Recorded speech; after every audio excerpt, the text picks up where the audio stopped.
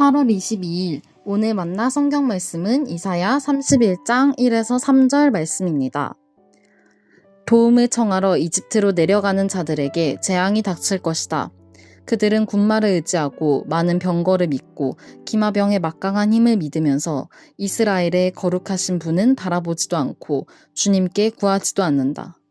그러나 주님께서는 지혜로우셔서 재앙을 내리실 것이다. 이미 하신 말씀은 취소하지 않으신다. 주님께서 일어나셔서 악을 일삼는 자의 집을 치시며 악한 일을 돕는 자를 치실 것이다.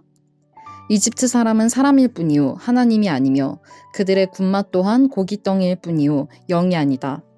주님께서 손을 들고 치시면 돕던 자가 넘어지고 도움을 받던 자도 쓰러져서 모두 함께 멸망하고 말 것이다. 아멘. 오늘 만나러 만나주시는 하나님을 기대합니다.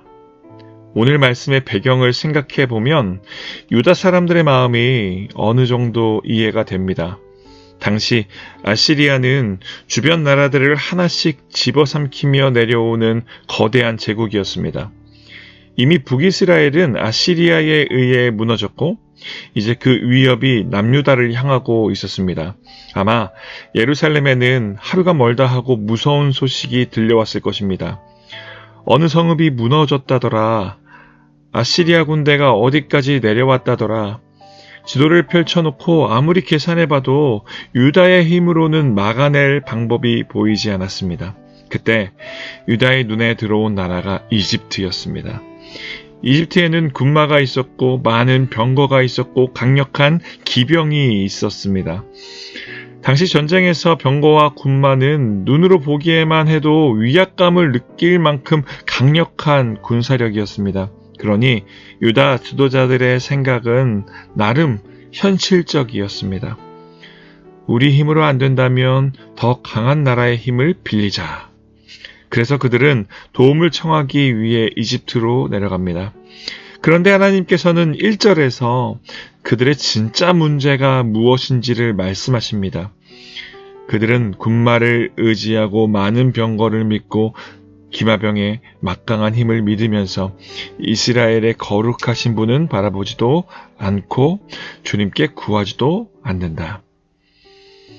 문제는 단순히 이집트와 손을 잡았다는 데 있지 않았습니다.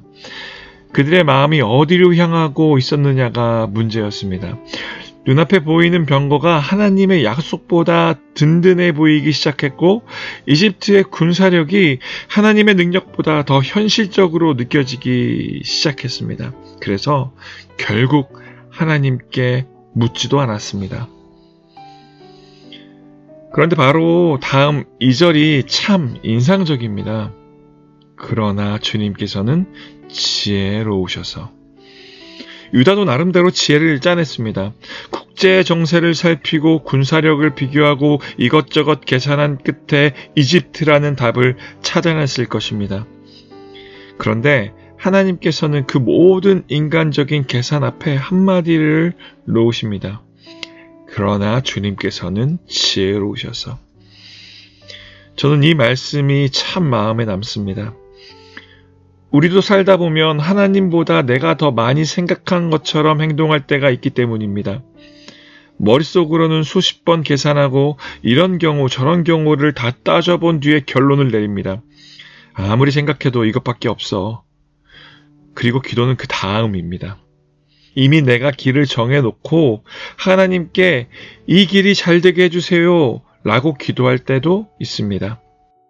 물론 생각하고 계획하는 것이 잘못은 아닙니다. 사람의 도움을 받는 것도 잘못이 아닙니다. 하나님께서는 사람을 통해서도 일하시고 우리의 지혜와 경험도 사용하십니다. 문제는 내 계산이 하나님의 지혜보다 앞서는 것입니다. 하나님께 묻기도 전에 내가 답을 정하고 어느 순간 내가 붙잡은 방법이 하나님보다 더 든든해지는 것입니다. 그래서 하나님께서는 3절에서 유다가 의지하던 것의 실체를 아주 단순하게 보여주십니다. 이집트 사람은 사람일 뿐이요 하나님이 아니며 그들의 군마 또한 고깃덩이일 뿐이요 영이 아니다. 유다 사람들의 눈에는 이집트가 어마어마하게 보였습니다. 수많은 군마와 병거가 자신들을 살려줄 것처럼 보였습니다. 그런데 하나님께서는 말씀하십니다. 사람일 뿐이다. 하나님이 아니다. 이집트가 약하다는 뜻이 아닙니다.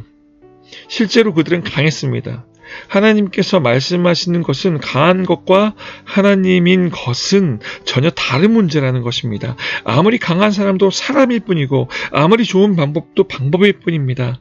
그것들이 우리에게 도움은 줄 수 있지만 하나님을 대신할 수는 없습니다.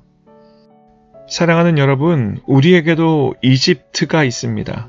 이것만 있으면 괜찮을 것 같고 이것만 붙들면 마음이 놓이는 것이 있다는 거죠. 돈일 수도 있고 건강일 수도 있고 사람이거나 내 경험과 능력일 수도 있습니다. 그것들이 필요하지 않다는 말이 아닙니다. 문제는 어느 순간 그것이 하나님보다 더 든든하게 느껴질 때입니다. 그럴 때 오늘 말씀을 기억했으면 좋겠습니다. 그러나 주님께서는 지혜로우셔서 내가 다 알지 못해도 하나님은 알고 계십니다. 내가 보지 못하는 길까지 하나님은 보고 계십니다. 내가 아무리 오래 생각하고 계산해도 하나님의 지혜보다 앞설 수는 없습니다. 그러니 이 새벽 이미 답을 정해놓고 하나님의 허락만 구하기보다 다시 한번 주님께 물었으면 좋겠습니다. 주님, 저는 이렇게 생각하는데 주님의 뜻은 무엇입니까? 저는 이 길밖에 보이지 않는데 하나님께서는 어떻게 인도하시겠습니까? 그리고 하나님께서 사람을 보내주시면 사람의 도움도 받고 길을 열어주시면 그 길도 걸어가십시오. 다만 그것을 의지하는 것이 아니라 그 모든 것을 사용하시는 하나님을 의지하는 것입니다. 오늘 하루 우리의 계산보다 하나님의 지혜를 더 신뢰했으면 좋겠습니다.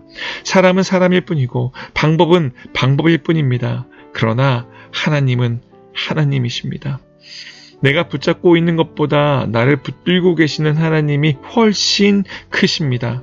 오늘도 먼저 주님을 바라보고 먼저 주님께 묻고 그러나 주님께서는 지혜로우시다는 사실을 믿으며 살아가시는 높은 뜻 성도님들 되시기를 주님의 이름으로 축복합니다.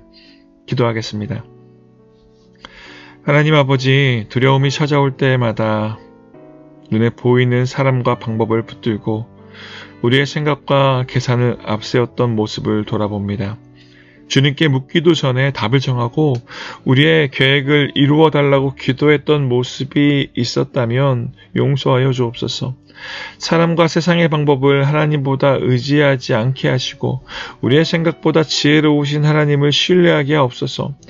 오늘도 모든 일에 먼저 주님을 바라보고 주님께 묻게 하시며 우리보다 앞서 가장 선한 길을 아시는 하나님을 믿고 따라가게 하옵소서. 예수 그리스도의 이름으로 기도드립니다. 아멘. 이제 두 가지 기도 제목으로 함께 기도하겠습니다. 첫째, 나의 생각과 계산을 하나님보다 앞세우지 않게 하시고 모든 선택 앞에서 먼저 주님을 바라보고 묻게 하시고 하나님의 지혜를 신뢰하게 하소서. 둘째, 내일 드려질 모든 주일 예배를 성령으로 충만하게 하시고 예배드리는 모든 성도들의 마음을 열어주셔서 말씀을 통해 하나님을 깊이 만나고 지친 영혼이 회복되며 믿음이 새로워지는 은혜를 허락하여 주옵소서. 함께 기도하신 후 개인 기도하겠습니다.